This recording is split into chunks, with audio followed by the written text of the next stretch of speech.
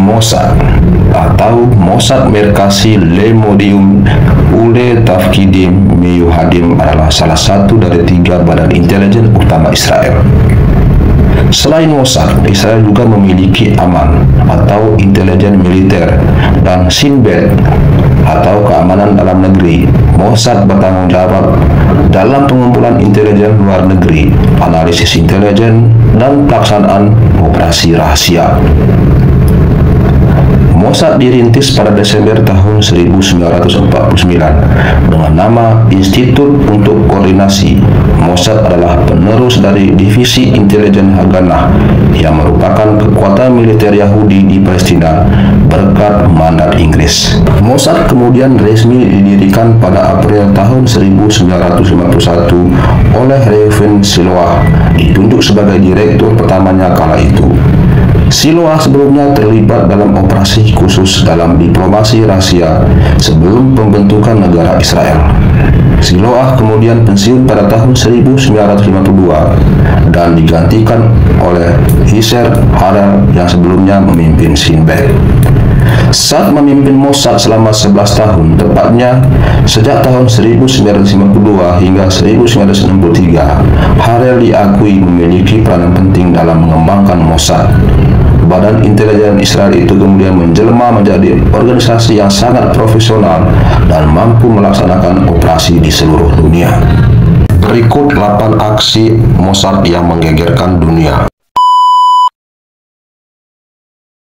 And the police would stand by, so nobody felt secure anymore. One day I was coming home from visiting my grandma. Yang pertama, menangkap dan menggantung anggota Nazi Adolf Eichmann pada tahun 1960 sampai 1962. Adolf Eichmann adalah eksekutor operasi solusi akhir pemimpin Nazi Adolf Hitler yang menyebabkan 6 juta orang Yahudi tewas selama Holocaust. Ia sempat ditangkap oleh pasukan sekutu setelah Perang Dunia Kedua, namun berhasil melarikan diri ke Argentina. Keberadaannya di Argentina diketahui setelah seorang korban Holocaust memberitahu Mossad bahwa Eichmann telah mengganti namanya menjadi Ricardo Klement.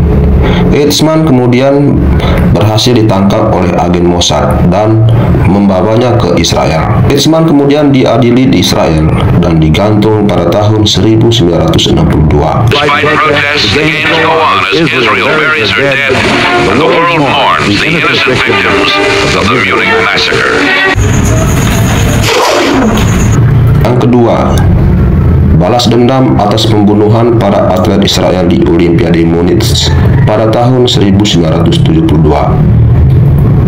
Pada tanggal 5 September tahun 1972, 11 atlet Israel yang berlaga di Olimpiade Munich tewas dihabisi 8 aktivis organisasi pembebasan Israel yang menyamar.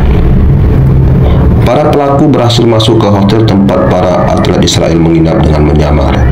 Tragedi yang dikenal sebagai Black September ini kemudian memicu aksi balas dendam Israel, dan Mossad membuat daftar sasarannya. Gelombang pembunuhan terhadap orang-orang yang diduga menjadi aktor operasi Black September kemudian terjadi di seluruh Eropa. Pada tanggal 16 Oktober tahun 1972, 2 agen Mossad menembak perwakilan PLO Italia Abel Weizsäcker belasan kali di kediamannya setelah dia pulang dari makan malam di Roma. Pada tanggal 9 April tahun 1973, Mossad dan IDF meluncurkan operasi gabungan di Beirut yang melibatkan armada kecil kapal-kapal rudal dan kapal-kapal patroli yang melakukan perjalanan ke pantai Lebanon yang kosong. Mereka menculik Muhammad Yusuf Af-Najjar atau Abu Yusuf, kepala intelijen Fatah yang menjalankan operasi Black September, Kamal Adwan yang mengatur aksi PLO di dalam Israel, dan Kamal Nasir, juru bicara tekan bahkan sampai tahun 1990-an.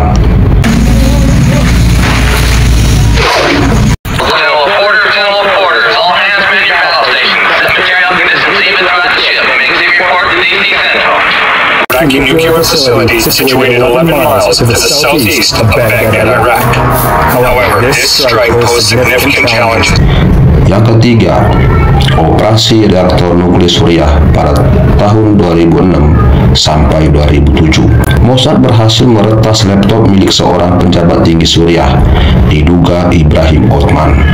Kepala Komisi Energi Atom Suriah tiba di sebuah kota di Eropa atau ada perdebatan tentang lokasi persisnya di bawah identitas palsu. Mereka kemudian mendapatkan sejumlah data yang menunjukkan cetak biru dan ratusan gambar fasilitas nuklir Suriah serta sistem komunikasi fasilitas tersebut. Salah satu foto yang diambil dari komputer menunjukkan pertemuan resmi penyebut Suriah dan mengumpulkan sampel tanah serta bukti fisik lainnya dari situs nuklir. Bahan-bahan yang diduga yang dikumpulkan oleh intelijen Mossad dan IDF akhirnya menyebabkan serangan udara IDF yang sukses menghancurkan fasilitas nuklir Suriah pada 6 September tahun 2007.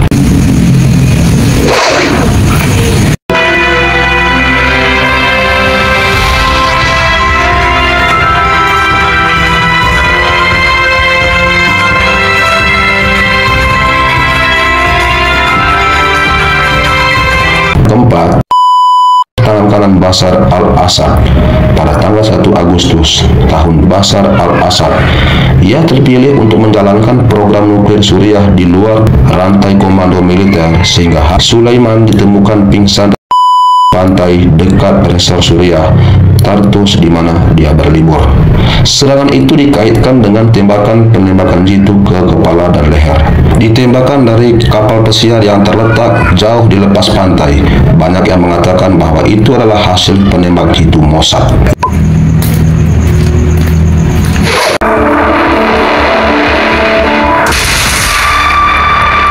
Yang kelima, menghabisi teroris Iman Mukniyeh pada tanggal 12 Februari, tak lain yang tengah bersamanya sehingga Mossad tidak bisa menghabisinya. Namun, malam itu dia kembali ke mobilnya sendirian. Kali ini, Mossad diduga tidak mau ketinggalan dan ia pun terhapus dari Dewan Perang Iran Hizbullah. Was already real.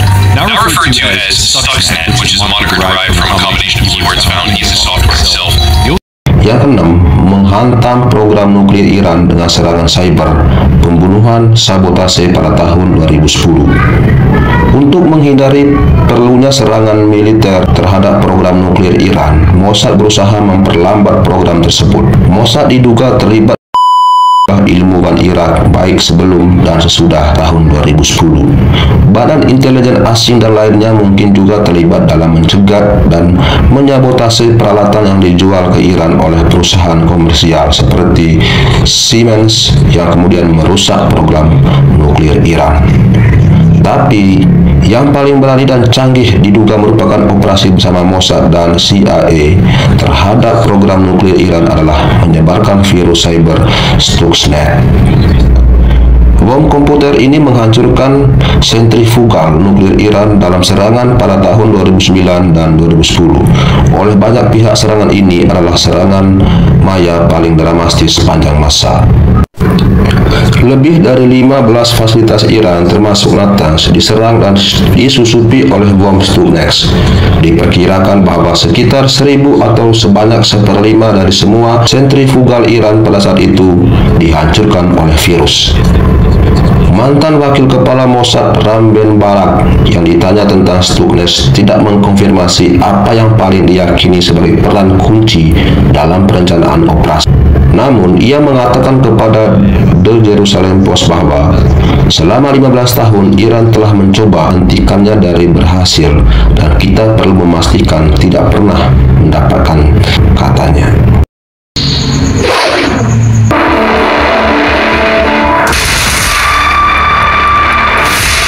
Dia juga mendesain kapal angkatan laut tanpa awak yang dapat menyerang kapal-kapal laut lainnya menunggu Al-Barz. Namun, identifikasi tidak berhasil dilakukan karena para pelaku berhasil menutup wajahnya. Gambar komputer pun berpotensi tidak akurat karena rambut yang tumbuh di wajah bisa jadi bagian dari penyamaran. Operasi ini mungkin cocok dengan pola operasi Mossad di Tunisia terkait pembunuhan insinyur senjata yang merupakan ancaman terhadap Israel tanpa meninggalkan jejak. Baik teman-teman, demikian 8 aksi aksi Mossad yang menggegerkan dunia.